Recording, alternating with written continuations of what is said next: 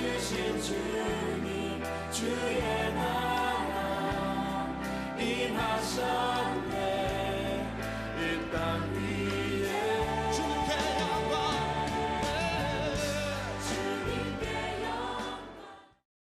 하나님은 때때로 이 세상의 악한 것들을 사용해서도 세상을 구원하시기를 기뻐하십니다. 요셉의 형제들이 요셉을 죽이려고 했잖아요. 그런데 하나님은 그 마음까지도 다 다스리셔가지고 구원을 이루신 분이시죠. 또 한편으로 보면 하나님은 아주 작은 것까지도 활용하셔서 하나님 나라의 구원 사역을 이루어 가시기도 합니다. 요셉의 경우에 보면 요셉은 은 20냥에 애굽의 노예로 팔려가지요. 은 20냥, 그 몸값의 사람이 나중에 세월이 지나고 보니까 이 세상을 붙잡고서 흔들어버리는 위대한 인물이 되었습니다. 요셉이 애굽으로 팔려갈 때까지만 하더라도 상인들이나 요셉을 사고 파는 사람들, 그들에게 있어서 요셉은 그냥 몸종에 불과했죠. 그런데 영적으로 들여다보면요, 이게 완전히 다른 거예요. 실제로는 요셉이 하나님에게 있어서 감추어진 보배로운 존재이죠. 하나님 나라의 사역에 있어서 아주 귀하게 쓰임받을 보배로운 인물이었던 것입니다. 그러니까 우리가 외형적으로 어떤 모양으로 살아가든지 외적으로 어떤 모양을 갖추고 있든지 하나님께서 나를 통해서 어떤 계획을 가지고 계시고 나를 어떻게 사용하시려고 하는지를 깨닫는 것이 참 중요합니다. 하나님께 쓰임받는 사람이 외적으로 위대한 사람일 수도 있고 또 한편으로 보면 전혀 보잘것없는 사람일 수도 있습니다. 그런데 하나님에게 있어서는 그런 게 전혀 문제가 되지 않지요. 문제는 뭐냐면 하나님이 쓰려고 하실 때 우리가 하나님께 어떻게 반응하고 어떻게 순종하고 어떻게 결단하고 행동하느냐, 그거에 달려 있습니다. 다시 이런 표현을 여러분에게 드리면 보이지 않는 세계를 영적으로 바라볼 수 있는 안목이 열려지는 것, 이게 중요하다는 거죠. 그래서 믿음으로 보고 믿음으로 순종하고 믿음으로 살아가는 것이 중요하다는 사실을 다시 한번 꼭 기억하시기를 바랍니다. 사실 그래요. 고난도 하나님이 만지시면 선한 것으로 바뀌죠. 죽음의 위협도 하나님 만지시면 생명으로 바뀌는 것이죠. 요셉이 고난당할 때를 잘 생각해 보세요. 창세기 37장 말씀에 그게 다 나오잖아요. 창세기 37장의 처음부터 마지막 대목까지 가는데 요셉의 고난과 환란이 이제 시작되는 것입니다. 그 시점에 요셉에게 남아있는 것이 뭘까요, 여러분? 요셉이 애굽의 노예로 팔려가는 시점에 요셉에게 뭐가 남아있어요? 아무것도 없잖아요. 사망의 구덩이에 빠지게 되었을 때 그는 자기의 옷을 다 빼앗겼습니다. 자기 소유를 다 빼앗겼다는 뜻이죠. 노예의 신분이 돼서 애굽으로 끌려갈 때 그는 인간으로서의 자유를 빼앗겼습니다. 인간으로서의 존엄성도 빼앗겼습니다. 그러니까 요셉에게 있어서 남아있는 게 아무것도 없어요. 그런데 그 순간에 요셉에게 남아있는 한 가지가 있어요. 그 한 가지가 무엇이냐면 바로 하나님입니다. 하나님. 오늘 본문에는 표현되어 있지 않지만 창세기 39장이 시작하면서 곧바로 나오는 말씀이 있죠. 그것이 창세기 39장 2절에 여러분에게 여러 차례 말씀드렸지만 여호와께서 요셉과 함께 하심으로, 그거예요. 이 말을 뒤집어서 읽으면 요셉이 끝까지 하나님을 포기하지 않았다는 거예요. 끝까지 하나님을 놓지 않았다는 것입니다.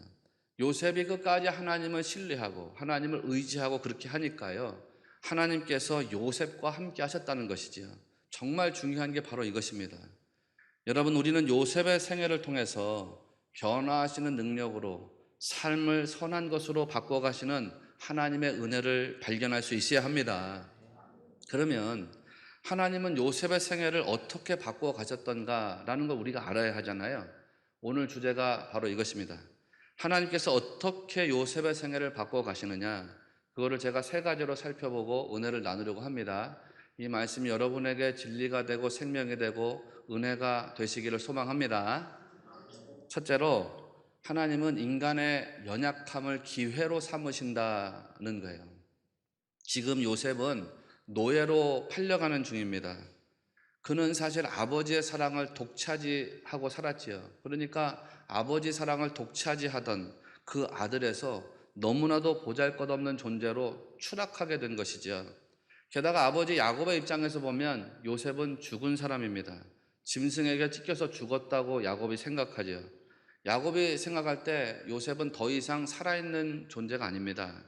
야곱에 있어서만큼은 그랬어요. 그 형들은 요셉을 노예 상인들에게 팔았으니까 요셉이 죽었다고 생각하지 않아요. 그런데 야곱만큼은 자기 아들의 생명이 끝났다라고 생각해요. 그러니까 야곱에게 있어서 요셉은 어떤 반응도 할 수 없는 존재, 어떤 말도 할 수 없는 존재, 어떤 생각도 할 수 없는 그런 존재인 것이죠. 그냥 죽어서 묻혀진 존재인 것입니다. 그런데 중요한 게 있어요. 하나님께서는요, 야곱이 죽었다고 생각하는 바로 그 요셉을 직접 다스려 나가신다는 거예요. 하나님 만들어 가신다는 거죠. 야곱은 요셉이 죽었다고 생각했어요. 이거 인간의 생각입니다. 그러나 하나님에게 있어서 요셉은 누구보다 더 존귀한 생명인 거예요. 이게 하나님 생각이죠. 사람은 죽었다고 끝났다고 생각했는데 하나님은 아닌 것이에요. 거기서 새로운 역사를 향해서 일궈 나가시는 거예요. 생명을 다루어 나가시고 소망을 다루어 나가시는 거예요. 오늘날 하나님은 우리에게 그렇게 역사하시는 분인 것을 꼭 기억하시기 바랍니다. 그러니까 하나님께서 말씀드린 것처럼 요셉을 단련하세요. 요셉으로 하여금 기도의 사람이 되게 하시는 거죠. 요셉이 어릴 때는 형제들에게 시기의 대상, 미움의 대상이었습니다. 그런데 요셉이 무릎 꿇기 시작하면서부터 그 인생이 달라지죠. 요셉이 무릎 꿇기 이전까지는 형제들에게 시기당했어요. 미움당했어요. 그런데 애굽으로 팔려가면서부터 요셉이 무릎 꿇는 사람으로 바뀌기 시작했다 했죠. 요셉이 그렇게 무릎 꿇는 사람으로 변화되면서부터 그 인생은 더 이상 시기가 들어오지 않아요. 미움이 들어오지 않아요. 과거에는 시기받고 미움받았는데 이제는 잘 보시면 요셉이 어디를 가든지 사람들에게 신뢰받는 인생이 돼요. 인정받는 인생이 되더라는 거죠. 그가 아버지 집에 있을 때는 가장 작은 아들 중에 하나였습니다. 그런데 애굽 땅으로 가서는 가장 큰 사람으로 성장해 가기 시작합니다. 그래서 결국엔 어떻게 되던가요? 모든 백성들, 자기 가족, 자기 아버지까지도 구원하는 구원자가 되지요. 여러분, 이것이 바로 하나님께서 간섭하신 은혜의 결과인 것을 믿어야 돼요. 노예로 끌려갈 때 요셉의 마음은 아마 비통했을지도 모르겠습니다. 노예로 끌려갈 때 요셉의 마음은 아마 배신감 혹은 슬픔에 사로잡혔을지도 모르겠습니다. 그런데 그 감정은 하나도 표현되어 있지 않다 그랬지요. 그런데 여러분, 그가 슬픔이라든지 비탄이라든지 배신감에 빠져 있었을지 모르겠지만 하나님은 그런 것까지도 큰 기쁨과 축제로 바꾸실 수 있는 분인 것을 꼭 믿으셔야 합니다. 마틴 로이드 존스 목사님이 말했던 것처럼 정말로 겸손한 사람은 나 혼자서는 할 수 없지만 하나님이 도우시면 할 수 있다. 그런 고백을 하는 사람입니다. 하나님은 우리의 부족함, 우리의 연약함 이런 거를 충분하고 넉넉하게 메우시고도 남는 분인 것을 여러분 믿으시지요. 그것이 삶에서 고백되어지는 여러분이 되어야 한다는 거예요. 시편 말씀을 보면 여호와께 감사하라 그는 선하시며 라는 표현이 몇 군데 나와요. 여호와께 감사하라 그는 선하시며. 하나님 자신이 어떤 존재냐면 하나님 자신이 그냥 선이라는 거예요. 선. 하나님이 선이라는 거예요. 그래서 하나님이 함께 하시면 하나님과 부딪히는 모든 존재들이 선이 되겠어요? 악이 되겠어요? 선이 되는 거예요. 왜? 하나님이 선이시기 때문에. 하나님과 부딪히는 사람들은 다 선이 되는 거예요. 하나님과 만나지는 사람들은 다 선이 되는 거예요. 하나님이 선이시니까. 우리는 하나님 없이 재물을 쌓은 사람들, 하나님 없이 권력을 쌓은 사람들의 최후를 구약 성경에서 많이 보았습니다. 롯이라고 하는 인물의 최후가 절망적으로 끝났지요. 사울의 경우에도 하나님 없이 권력을 쌓고 하나님 없이 재물을 추구하니까 그 최종적인 삶의 결국이 비극으로 끝나게 되었지요. 반면에 요셉의 이야기를 지금 우리가 읽고 있습니다. 우리는 요셉의 이야기를 통해서 뭘 교훈 삼아야 할까? 뭐를 교훈으로 깨달아 가야 할까? 모든 것을 잃어버리고 모든 것을 빼앗겨도 하나님이 함께 하시는 사람은 형통의 길로 나가게 된다는 거예요. 창세기 37장에서 요셉은 다 잃어버렸습니다. 다 빼앗겼습니다. 그러나 그 인생에 하나님이 함께 하시니까 그 인생이 망하는 길로 간 게 아니라 형통의 길로 가게 되었다는 것이죠. 사람이 그것을 믿어야 해요. 그러니까 여러분의 고난도, 혹시 여러분의 시련도, 혹시 여러분의 역경도, 혹시 여러분의 환난도 하나님이 함께 하시는 순간부터 선으로 바뀌게 된다는 것을 꼭 믿고 승리하시기를 바랍니다.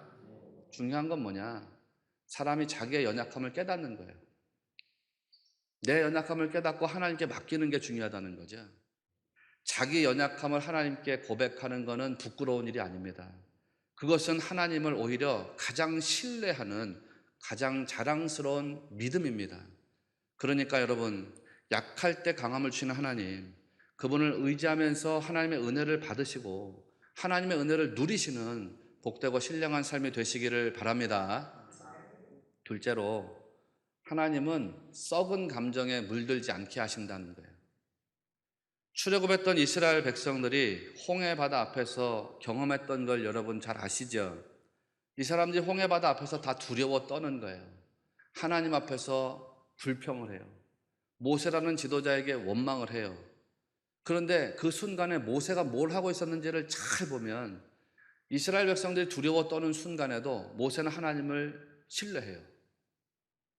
모세가 백성들을 향해서 외치는 소리가 있습니다. 그게 출애굽기 14장 13절에 나오는데, 모세가 백성에게 이르되 너희는 두려워하지 말고 가만히 서서 여호와께서 오늘 너희를 위하여 행하시는 구원을 보라.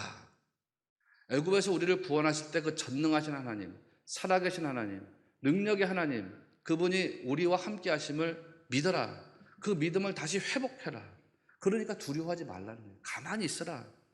이스라엘 백성들이 하나님을 신뢰하지 못하니까 두려움에 빠졌습니다. 우리도 그래요. 우리도 어려움에 빠져들게 되고 두려움에 빠져들게 되면 고난이라고 하는 현실에서 눈을 떼지 못할 때가 있습니다. 그러나 그때마다 여러분, 하나님이 여러분에게 들려주시는 음성을 찾고 들으시기를 바라요. 두려워하지 마라. 두려워하지 마라. 이사야 선지자를 통해서 알려주신 비밀이 있잖아요. 이사야 41장 10절의 위대한 말씀. 두려워하지 마라. 내가 너와 함께함이라. 놀라지 마라. 나는 내 하나님이 됨이라. 내가 너를 굳세게 하리라. 참으로 내가 너를 도와주리라. 참으로 나의 의로운 오른손으로 너를 붙잡아 주리라. 모세는 출애굽기 14장 14절에서 한 번 더 이스라엘 백성을 향해서 외칩니다. 여호와께서 너희를 위하여 싸우시리니 너희는 가만히 있을지니라. 하나님 누구를 위해서 싸우신다는 거예요? 하나님 나라의 백성들. 하나님 앞에 우리의 마음을 진정시키고 절대적인 하나님의 능력을 신뢰하면서 하나님께 기도할 때에 기도가 만사를 변화시키는 능력으로 우리 삶에 되돌아오게 될 줄로 믿습니다. 요셉의 생애가 그렇게 바뀌어간 거예요. 요셉의 형제들은 썩은 감정, 부정적인 감정을 가지고 살았습니다. 요셉과 함께 할 때에는 요셉을 미워하는 감정, 요셉을 시기하는 감정, 요셉과 경쟁하고 다투는 그런 감정을 가지고 살았죠. 미움과 시기의 감정이 쌓이고 쌓이니까 이게 뭐로 확장됐다 그랬어요? 자기 형제를 죽이려고 하는 그런 무서운 생각으로 확장되었다고 했지요. 그러다가 자기 동생을 노예 상인들에게 팔았습니다. 그리고 아버지에게 와서는 뭘 하냐면 거짓말을 합니다. 요셉과 함께하고 있을 때는 시기와 미움의 감정을 가지고 살았는데요. 요셉을 떠나버리고 난 다음에는 거짓된 감정을 가지고 산다는 거예요. 수점소 한 마리를 잡아가지고 그 피를 요셉의 옷에다 갖다 바릅니다. 그리고 그 옷을 아버지 야곱에게 가져가요. 아버지, 우리가 이거를 발견했는데 이 옷이 요셉의 옷이 맞는지 확인 좀 해보십시오. 그래요. 자, 이 대목에서 우리가 생각해 봐야죠. 형제들이 요셉의 옷을 발견한 것이에요? 형제들이 요셉의 옷을 빼앗은 것이에요? 너무 오랜만에 오셔가지고. 형제들이 요셉의 옷을 발견한 게 아니죠. 형제들이 요셉의 옷을 강탈한 것입니다. 강제로 벗겨서 빼앗았습니다. 그런데 요셉의 옷을 빼앗았다고 말하지 않고 요셉의 옷을 발견하였다라고 말해요. 그래서 아버지 야곱으로 하여금 요셉이 죽었다라고 생각하게 하는 것입니다. 거짓된 감정을 가지고 거짓말을 한 것이죠. 그들의 생각, 그들의 언어가 다 썩어 있다라는 거예요. 그렇게 썩은 감정을 가지고 사람을 위로하려고 하니까 위로가 되겠어요? 위로가 안 되겠어요? 당연히 안 되잖아요. 그거를 오늘 35절에서 우리에게 보여주는 겁니다. 그의 모든 자녀가 위로하되 그가 그 위로를 받지 아니하여 이르되. 야곱이 위로를 받지 않았다는 거죠. 야곱이 자기 자녀들의 위로를 거절했습니다. 왜? 그들의 위로가 거짓된 감정으로부터 출발한 가짜 위로였기 때문이죠. 그렇게 그들은 썩은 감정을 가지고 살았습니다. 그런데 중요한 게 있어요. 요셉은 그런 썩은 감정에 물들지 않았다는 거죠. 그는 시기의 감정, 미움의 감정에 물들지 않았습니다.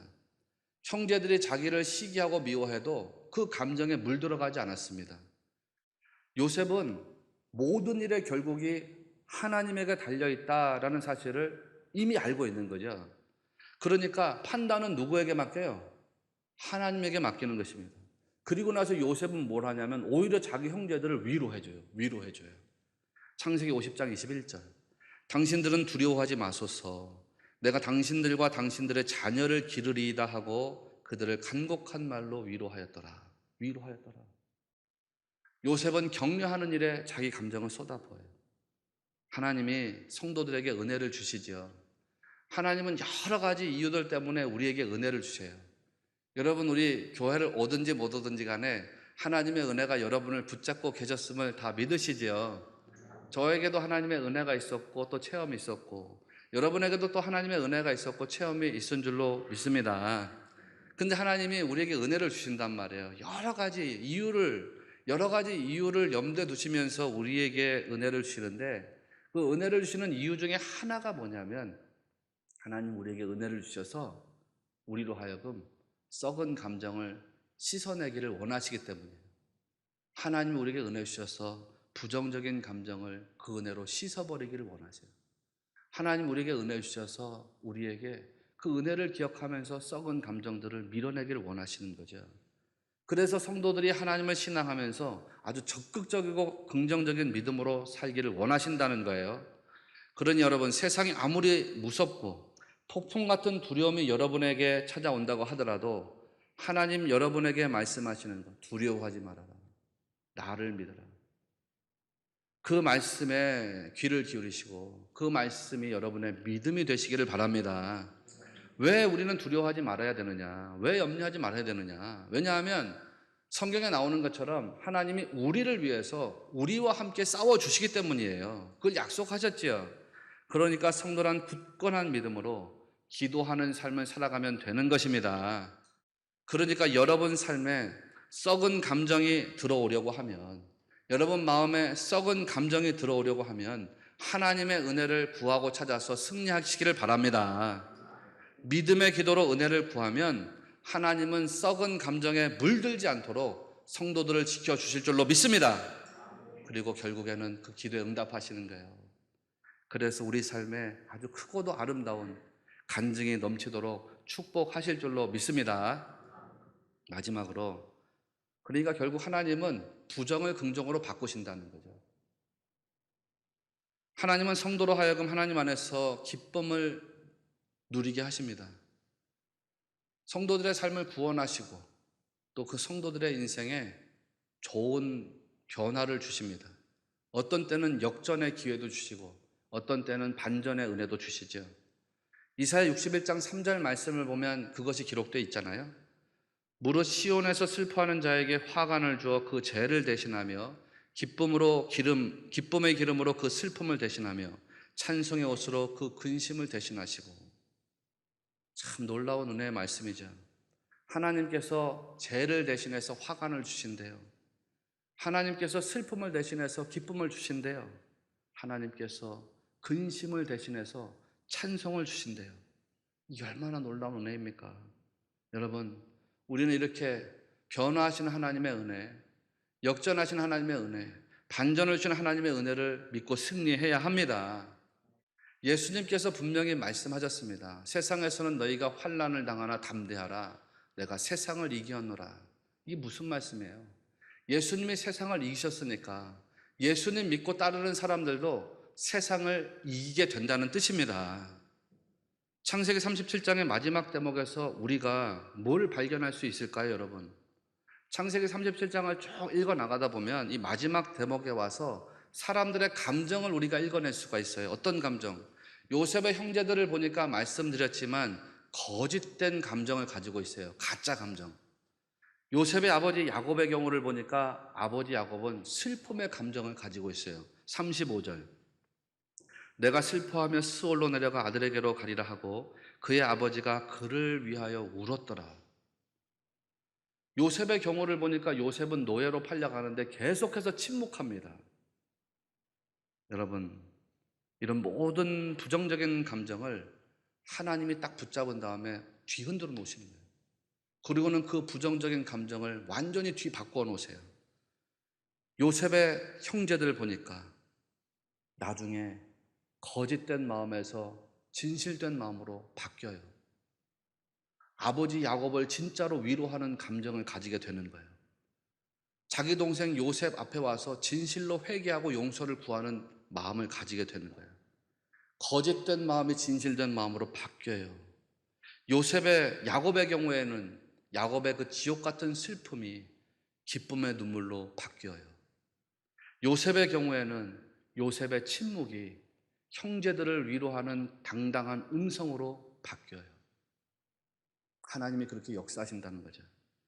그렇게 역사하셔서 성도들로 하여금 하나님 안에서 기쁨을 찾고 기쁨을 누리게 하시는 줄로 믿습니다. 그런데 놀라운 게 있어요.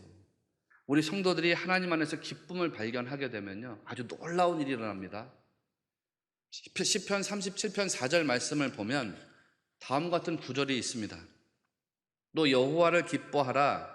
그가 내 마음의 소원을 내게 이루어 주시리로다. 이 말씀이 나와요. 이게 참 놀라운 말씀이거든요. 제가 지난 금요일에 드렸던 말씀인데 여호와를 기뻐하래요. 여호와를 기뻐하라. 여호와 안에서 기쁨을 찾으라는 거죠. 여호와로 만족하라는 거죠. 여호와로 기뻐하라는 거죠. 그러면 놀라운 일이 일어나요. 어떤 놀라운 일이 일어나요, 여러분? 이 말씀 보니까 여호와를 기뻐하면 무슨 일이 일어난다는 거예요? 마음의 소원이 이루어진다는 거예요. 하나님을 기뻐하니까 마음의 소원이 이루어진대요. 이게 놀라운 은혜 아닙니까, 여러분? 성도는 그리스도와 연합을 이룬 상태에서 그것으로 기뻐하고 그것으로 만족하고 그것으로 감사할 수 있어야 합니다. 근데 제가 그거를 깨닫고 나서 과거로 돌아가 봤어요. 내가 말씀을 통해서 그냥 기뻐할 때, 내가 찬양을 부르면서 그저 감격하고 기뻐할 때, 그때 내 인생이 어땠던가 그거를 한번 살펴봤어요. 그랬더니 참 진짜 신비롭더라고요.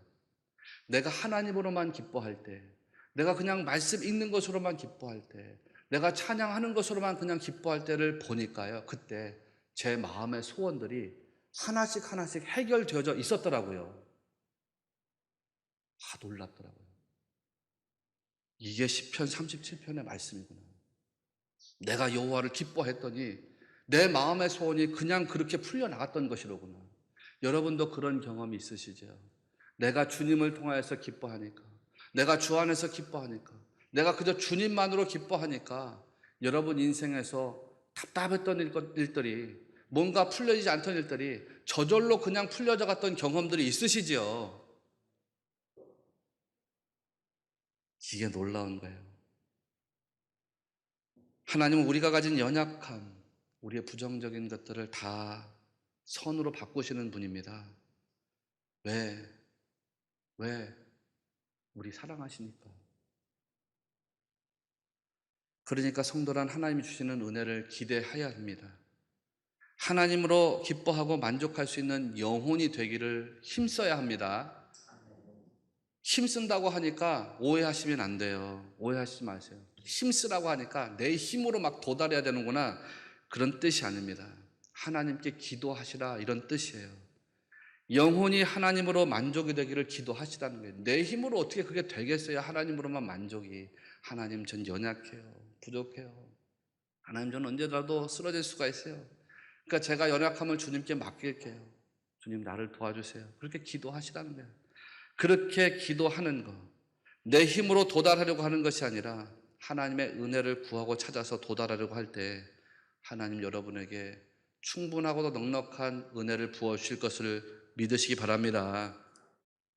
오늘 여러분의 삶이 하나님 안에서 기쁨을 발견하려고 할 때 내 인생의 한계 상황들이 다 극복이 되고 기적과 같은 변화의 삶이 나타나게 될 것입니다. 또 여호와를 기뻐하라. 그가 내 마음의 소원을 내게 이루어 주시리라. 이 믿음의 삶으로 승리하게 되시기를 주님의 이름으로 축원합니다.